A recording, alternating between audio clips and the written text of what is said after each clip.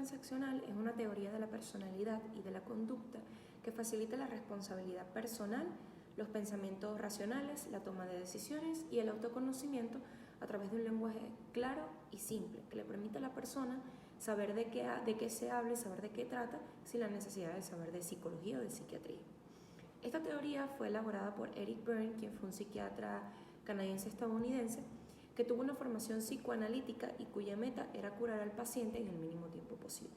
Su obra nació impulsada por este objetivo que le llevó a elaborar la teoría del análisis transaccional. Él ejerció como psiquiatra y formó un equipo de profesionales con los que compartió y tenían una especie de feedback de conocimientos en la terapia grupal. Todo esto con la finalidad de desarrollar un modelo de psiquiatría social cuya base fuera el estudio de las interacciones entre las personas y sus estados del yo.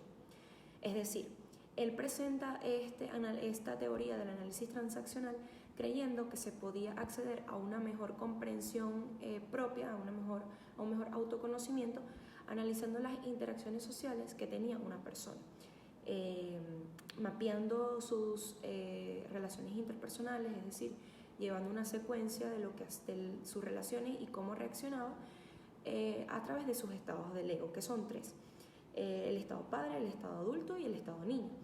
Ya teniendo esto claro, se basó luego en investigar las comunicaciones entre los individuos en función del estado de cada transaccional, basado en la filosofía humana, considera que todos estamos bien. Por tanto tú como yo somos valiosos, dignos y merecedores de amor. Podemos no estar de acuerdo con lo que la otra persona diga, haga o siente, pero su esencia como ser humano tiene que quedar intacta. Como segundo principio, encontramos que todo el mundo tiene la capacidad de pensar, es decir, todos tenemos un potencial y una serie de capacidades y habilidades que nos permiten pensar y tomar nuestras propias decisiones de forma autónoma, con lo cual cada uno es responsable de su vida y de su propia felicidad. Por tanto, ni yo dependo de ti, ni tú dependes de mí, todos somos autónomos. Y como tercer punto, encontramos que las personas tienen la capacidad de cambiar y de redecidir su vida. En principio, todos siempre vamos a estar bien, pero en ocasiones es normal sentirnos mal. Y esto normalmente ocurre porque revivimos situaciones de la infancia y reproducimos modelos de conductas aprendidos de cuando éramos niños, según aquellas primeras decisiones que tomábamos a temprana edad, e inconscientemente acerca de nosotros mismos, porque no nos conocíamos lo suficiente. Además, es importante recordar que uno siempre se va conociendo día a día y se va redescubriendo. La teoría basada en el análisis transaccional potencia siempre el estado del yo adulto de la persona para que pueda cambiar esas decisiones de temprana edad y así salir de ese guión de vida establecido y conseguir una vida autónoma y feliz, haciendo a las personas responsables de su vida. Mi nombre es Oxeni Mirabal y les voy a hablar sobre la teoría de la personalidad y los estados del yo. Primeramente, el análisis transaccional es una teoría que nos permite darnos cuenta de que tenemos parte de responsabilidad en las cosas que nos suceden, puesto que somos nosotros mismos quienes permitimos e incluso generamos de forma inconsciente dichas situaciones. Por otro lado, Werner define los tres estados del yo como sistemas coherentes de pensamiento y sentimiento manifestados por los patrones de conducta correspondientes que son los componentes de la personalidad, denominados como padre, adulto y niño, los cuales nosotros poseemos y cada uno de ellos tiene una función específica. De esta forma, cada persona cada día puede ubicarse en un tipo u otro,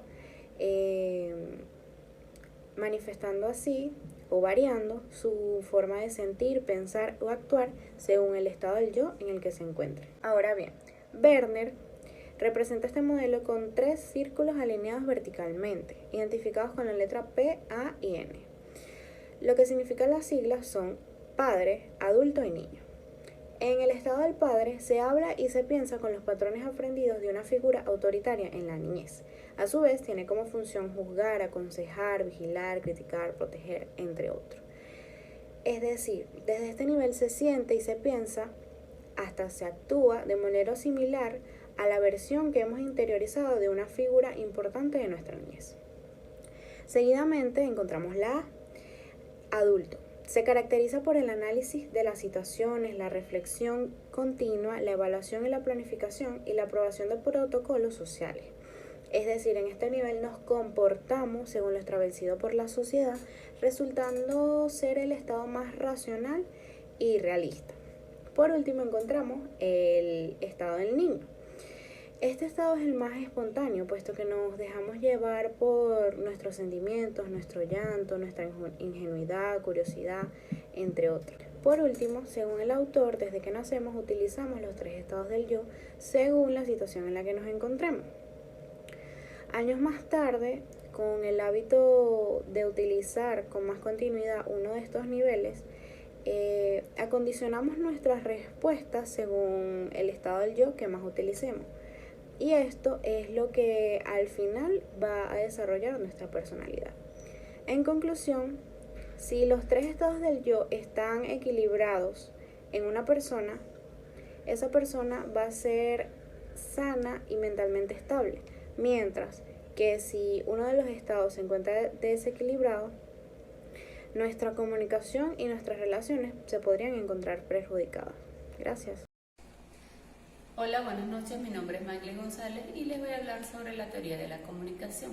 Según Bernays, las personas tienen 3 necesidades básicas principales, que son de estímulo, de reconocimiento y de estructura.